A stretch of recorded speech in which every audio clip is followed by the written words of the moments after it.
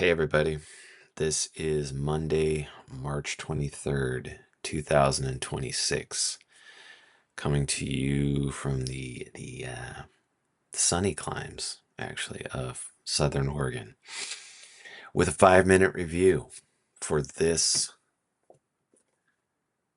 outstanding little work right here, of which I have 2 copies.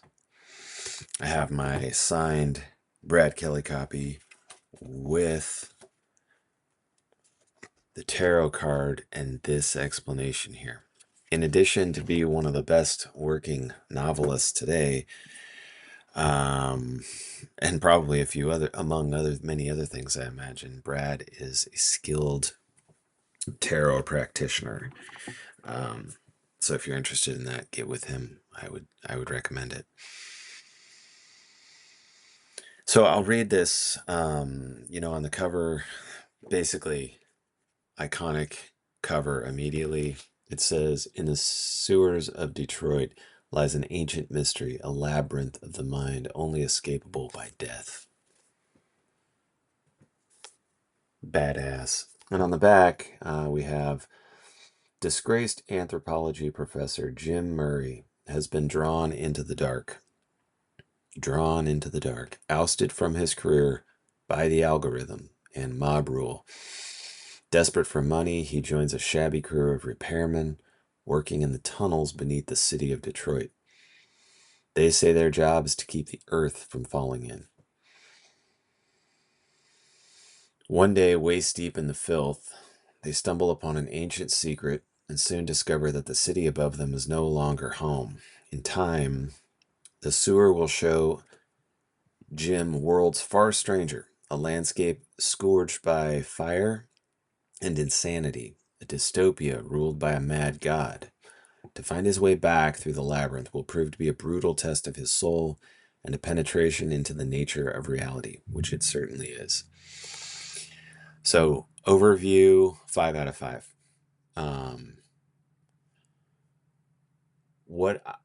When I read both of Brad has another novel that's also 5 out of 5. It's called House of Sleep.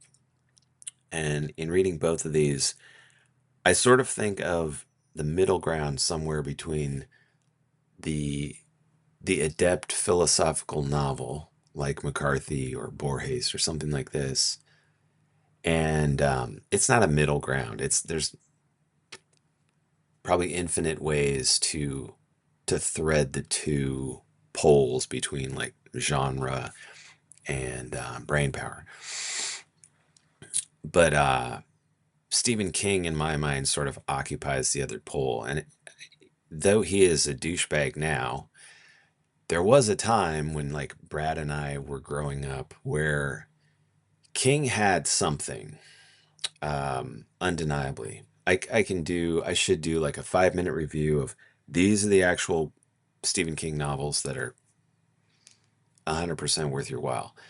So this is, to me, an extremely high compliment to say that there is a similar humanity happening here, which is why, I mean, Stephen King has made probably $500 million, maybe $1 billion off of his stories because there's something there, and it's good and it's true.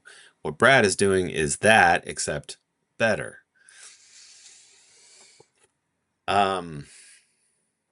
So the middle ground here, and then I'll give you my last little piece in this 5 minutes.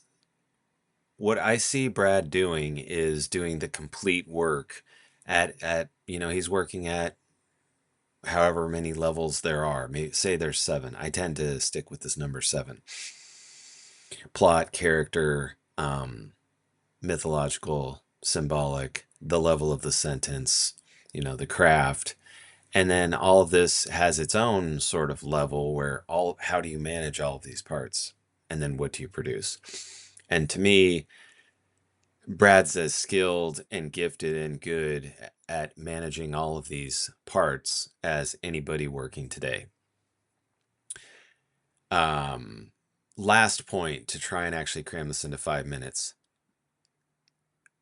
To prove my, point number 2, the ending is as good an ending, as technically brilliant an ending as I've ever read in any book or seen in any movie. And yeah, honestly, when you do this a few times, you write a few really long form things like this, and you take